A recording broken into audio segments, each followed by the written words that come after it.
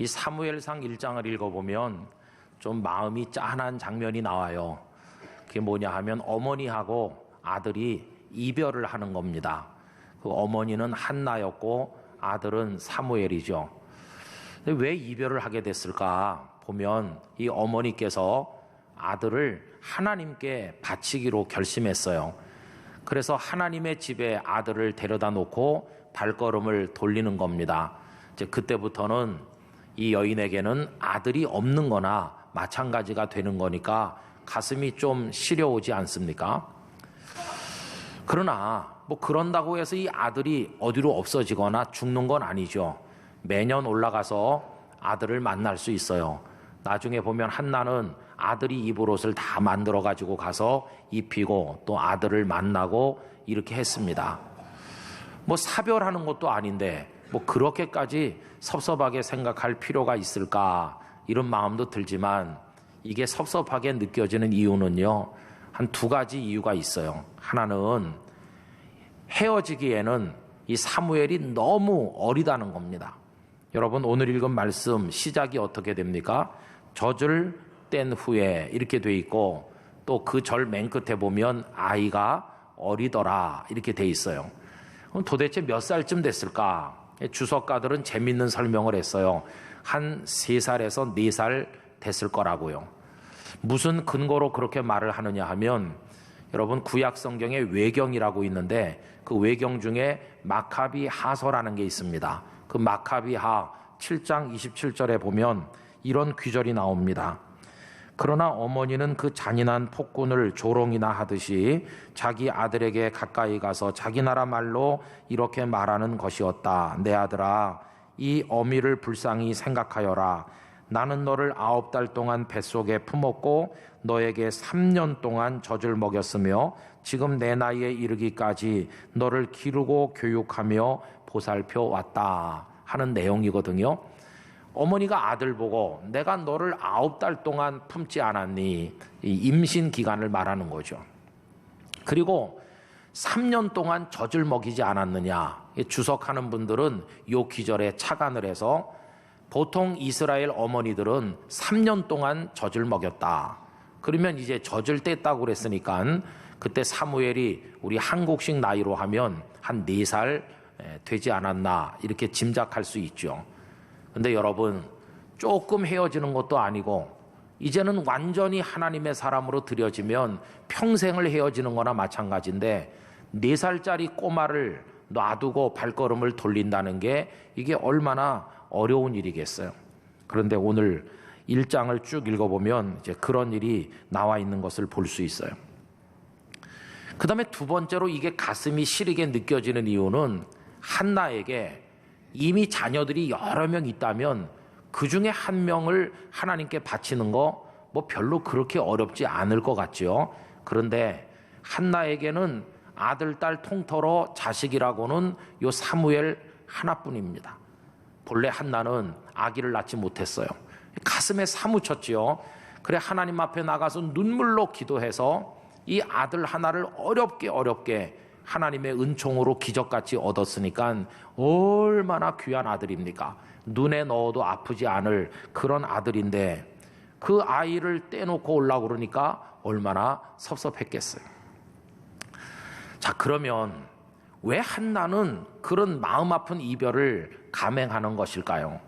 꼭 그렇게 해야 될 무슨 이유가 있기라도 한 것입니까? 뭐 그렇게 하지 않아도 될 것 같은데 왜 한나는 아이를 하나님께 드리기로 결심을 했을까? 이런 의문을 우리가 가지게 됩니다.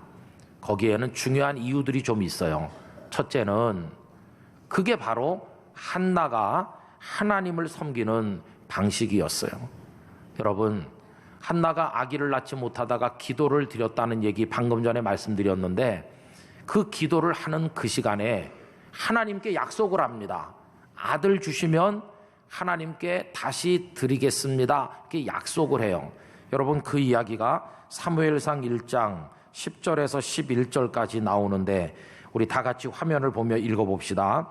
한나가 마음이 괴로워서 여호와께 기도하고 통곡하며 서원하여 이르되 만군의 여호와여 만일 주의 여종의 고통을 돌보시고 나를 기억하사 주의 여종을 잊지 아니하시고 주의 여종에게 아들을 주시면 내가 그의 평생의 그를 여호와께 드리고 삭도를 그의 머리에 대지 아니하겠나이다. 이렇게 하나님께 서원을 했어요. 그런데 하나님께서는 그녀의 기도를 들으시고 아들을 주심으로 그녀를 향한 하나님의 사랑을 표현하셨습니다. 이제는 한나 차례가 됐어요. 하나님께서 이렇게 나를 사랑하셨으니 이제는 내가 그 약속을 지켜서 이 아들을 하나님께 드림으로써 하나님께 가진 나의 믿음을 표현할 차례이다. 이렇게 해서 이 사무엘을 하나님께 드린 겁니다. 여러분, 한나에게 있어서 하나님은 어떤 분이실까요? 그냥 생각 없이 불러도 좋을 이름일까요? 그냥 막연히 머릿속에 있는 개념에 불과한 것일까요? 그렇지 않았습니다. 한나가 경외하는 여호와 하나님은 그런 분이 아니었어요. 한나에게 하나님은 살아계신 하나님이셨습니다. 인격적인 하나님이셨습니다. 그녀를 사랑하시는 하나님이셨어요. 기도를 들으시고 능력으로 그녀의 태를 열어서 아들을 낳게 하신 하나님이셨어요. 하나님이 그런 분이시기 때문에 그분께 약속을 해서 그분이 내게 은혜를 주셨다면 나도 그분께 그 약속을 지켜야 된다. 이렇게 생각을 했다는 것입니다. 여러분, 조금 이상하게 들릴는지 모르지만 이게 한나가 하나님을 대하는 태도였어요. 이걸 통해서 한나는 하나님과 아주 고차원적인 거래를 했다고도 말할 수 있습니다. 어떤 거래일까요? 아들을 하나님께 드리는 대신 그 신실하시고 좋으신 하나님을 영원히 그녀 자신의 하나님으로 모시는 복을 받게 됐다는 것입니다. 아들을 드리고 돌아올 때 이제는 자식도 없고 홀로 남은 것처럼 보였지만 그녀는 홀로가 아니라 전능하신 하나님께서 영원히 그녀의 하나님이 되어 주시었던 것입니다. 여러분, 그녀는 어리석지 않았습니다. 그 자식을 자기 욕망을 따라 자기 품 안에 안고 내 새끼 하면서 그 약속을 헌신짝처럼 버려서 하나님을 섭섭하게 하는 그런 여인이 아니었어요. 아들을 드리는 것이 하나님을 나의 하나님으로 영원히 모시는 것이다. 이 영적인 비밀을 터득하고 있었던 여인이 한나였다고 하는 겁니다. 여러분, 한나가 여호와 하나님을 그렇게 경외하고 믿었다면 우리 땅끝교회 성도 여러분, 저를 포함해서 우리도 그렇게 하나님을 믿어야 될 줄로 생각합니다. 하나님은 그냥 종이 쪼가리 하나님이 아닙니다. 살아계신 하나님이십니다. 이 자리에 임재하셔서 우리의 예배를 받으시는 분이십니다. 우리의 기도를 들으시는 분이십니다. 우리를 끔찍이 사랑하시는 하나님이십니다. 우리의 마음을 살피시는 분이십니다. 이제는 우리 차례가 돼서 우리도 그분에게 신실하고 그분을 마음으로부터 높이고 찬송해야 될 그런 거룩한 사명이 우리들에게 있는 것입니다. 그래서 생각 없이 가볍게 그저 주여 주여 이렇게 부를 대상이 아니라 그 하나님은 참 믿음과 함께 그 믿음을 증명할 수 있는 책임이 뒤따르는 행위를 가지고 신실하게 나아가서 만나뵐 대상이신 분이 바로 우리들의 하나님이신 것입니다. 전 우리 땅끝교회 성도들이 하나님을 그와 같이 존귀하게 경외하게 되시기를 바랍니다. 그때 하나님은 우리를 귀하게 여기시고 말할 수 없는 은혜와 복을 주실 줄로 믿습니다. 두 번째로, 한나가 섭섭함에도 불구하고 그렇게 했던 또 하나 중요한 이유가 있는데 그것은 한나가 깨달은 바가 있기 때문입니다. 사람의 인생이란 우리 손 안에 두는 것이 아니라 하나님의 손에 맡길 때 더욱더 찬란하게 빛나고 복되다 하는 것을 그녀가 깨달았다고 하는 것입니다. 여러분, 세상에 자식 사랑하지 않는 부모가 어디 있겠어요? 끔찍하게 사랑합니다. 해달라는 거 다 해주고 있는 거 없는 거 다 쓸어다가 먹이고 입히고 양질의 교육을 제공하고 어려서부터 뭐 특별하게 그렇게 하시잖아요. 그래서 돌아오는 결과가 뭡니까? 여러분, 부모님이 원하는 대로 아름다운 인생이 됐나요? 그 반대인 경우가 너무나도 많아요. 세상을 경악시키는 끔찍한 범죄를 저지르는 사람들 중에 하나님, 그 부모님의 그 사랑을 엄청나게 받은 사람들이 얼마나 많은지 몰라요. 그런데 결과는 정반대로 나타난다는 겁니다. 여러분, 자식 사랑으로 따지면 한나가 누구에게 지겠습니까? 자식이 여럿 있는 것도 아니고 일찍부터 둔 것도 아니고 달랑 뒤늦게 그 아들 하나 얻었는데 얼마나 아끼고 사랑했겠어요. 그런데도 그 아들을 하나님께 과감하게 바칠 수 있었던 이유는 내 품에서 키우는 것보다 하나님의 품에 맡길 때 100배, 1000배 잘 될 줄 믿습니다. 그게 한나의 마음속에 있는 믿음이기 때문인 것이에요.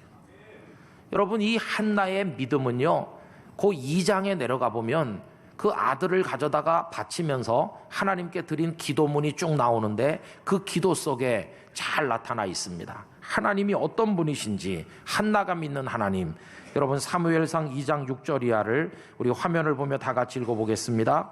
여호와는 죽이기도 하시고 살리기도 하시며 수월에 내리게도 하시고 거기에서 올리기도 하시는도다. 여호와는 가난하게도 하시고 부하게도 하시며 낮추기도 하시고 높이기도 하시는도다. 가난한 자를 진토에서 일으키시며 빈궁한 자를 거름더미에서 올리사 귀족들과 함께 앉게 하시며 영광의 자리를 차지하게 하시는도다. 땅의 기둥들은 여호와의 것이라 여호와께서 세계를 그것들 위에 세우셨도다. 할렐루야. 이렇게 믿었어요. 하나님은 우리 인생을 손에 잡고 계시다. 가난하게 만드시기도 하고 부하게 만드시기도 하고 심지어는 죽이기도 하시고 살리기도 하시고 내려치기도 하시고 높이 들어 쓰기도 하시고 기둥들을 세우고 그 위에 온 세상을 창조해서 세우신 분이 전능자 하나님이신 줄 나 한나는 믿습니다. 이게 그녀의 믿음이었어요. 그러니 우리 아들의 인생 하나님의 손에 맡기니 하나님이 받으시고 귀하고 또 귀하게 세워 주시옵소서, 이렇게 했던 것이. 여러분, 성경에 보면 하나님께서 끌어내린 사람들 많아요. 이스라엘의 초대왕 사울, 그가 존귀한 왕이었지만 하나님이 잡아당기니까 길보아 산에서 비참하게 죽지 않았나요? 요 무렵에 한나가 실로의 성막을 드나들던 이 무렵에 실로에서 가장 귀한 사람 누굴까요? 엘리 대제사장이었어요. 그는 존귀한 영적 지도자였습니다. 그러나 하나님께서 그와 그의 아들들의 죄악을 참아내지 못하시고 그를 끌어내리기로 작정하시자 엘리의 가문이 얼마나 비참하게 됐어요. 여러분, 하나님께서 어떤 자리에 앉혀주실 때, 뭔가를 누리게 하실 때 애들 말로 하나님 앞에 까불면 안 돼요. 하나님이 끌어내리기로 작정하시면 다 저 시궁창에 내 던져지는 돌멩이처럼 될 수밖에 없는 것이. 그러나 반대로 하나님께서 은혜를 주시고 긍휼히 여기시면 저 거름더미에 파묻혀 있는 같은 그런 사람도 하나님이 올리기로 작정하시면 복 있는 사람이 되는 것입니다. 요셉을 보세요. 애굽의 노예로 팔려가서 억울하게 감옥에까지 갇힌 죄수였지만 하나님께서 그를 들어 올리시자 온 애굽 사람들의 총리가 되고 굶어 죽을 흉년에서 그들을 먹여 살리는 존귀한 하나님의 일꾼 되지 않았습니까? 다윗은 어떤가요? 다윗은 8 형제 중에 막내로 태어나 집안에서도 인정 못 받는 냄새나는 목동에 불과했지만 하나님께서 그를 일으켜 세우시자 이스라엘의 왕 중에 왕이 되질 않았습니다. 내 인생, 우리 자식들의 인생 하나님이 세우시면 존귀하게 될 줄로 믿습니다. 한나 자신이 그걸 경험하는 거예요. 여러분, 그 당시 풍속에 따라서 그 남편 엘가나가 아내가 또 한 명 있어요. 분인나라고 하는. 근데 이 분인나는 자식을 여러 명 낳았어요. 그러니까 한나를 막 못살게 굴어요. 애기도 못 낳지 않느냐 너는, 이렇게 하니까 한나가 마음이 갈갈이 찢기고 그 마음이 저 밑바닥에 집어 던져진 것처럼 비참했어요. 그런데 하나님께서 그녀를 긍휼히 여겨 아들을 낳게 되니까 저 밑에 던져졌던 한나의 마음이 존귀한 자리로 올라서지 않았습니까? 여러분, 이게 한나의 믿음이었어요. 하나님은 그런 분이시다. 그러니 자식을 내 품 안에 꼭 놓고 내 방식으로 내 욕심 따라 키우는 게 능사가 아니고 하나님께 맡기면, 하나님이 세우시면 우리 아들 사무엘 존귀하게 될 줄 믿습니다. 여러분 실제로 어떻게 된지 아세요?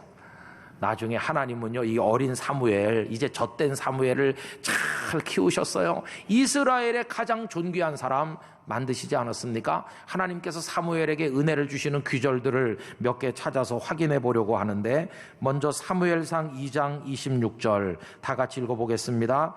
아이 사무엘이 점점 자라매 여호와 사람들에게 은총을 더욱 받더라. 하나님의 은총, 사람들의 사랑 다 받았어요. 여러분들의 자녀들도 그렇게 되시기를 축복합니다.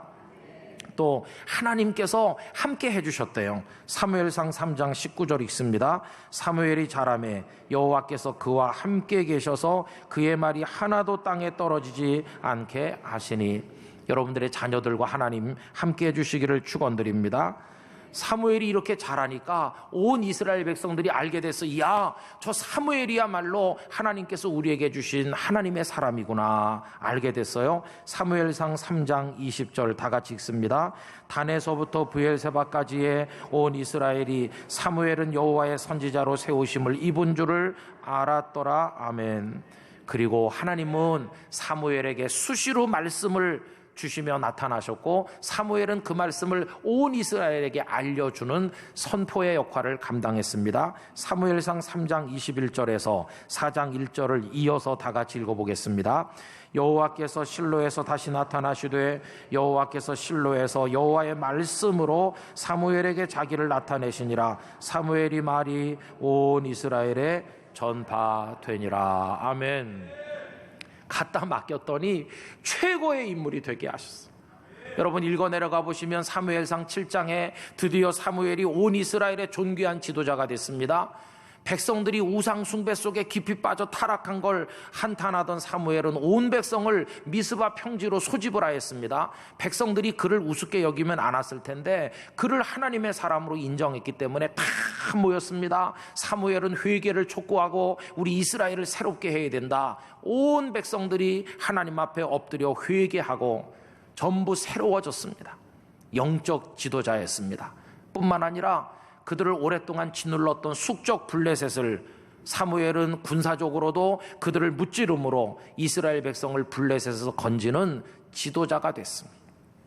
모든 백성이 사무엘을 하늘같이 우러러봤습니다. 그는 평생 흔들리지 않았습니다. 부정한 뇌물에 손 내밀지 않았습니다. 자기 관리를 잘했고 평생 동안 신실하고 모든 백성이 추앙하는 하나님의 사람으로 살았으니, 여러분 이게 한나가 자기 품에 놓고 자기 욕심 채우려고 키웠다면 도저히 주어지지 않았을, 하나님께 달려있는 줄로 믿고 하나님께 맡김으로 하나님께서 사무엘에게 내려주신 특별한 축복이었습니다.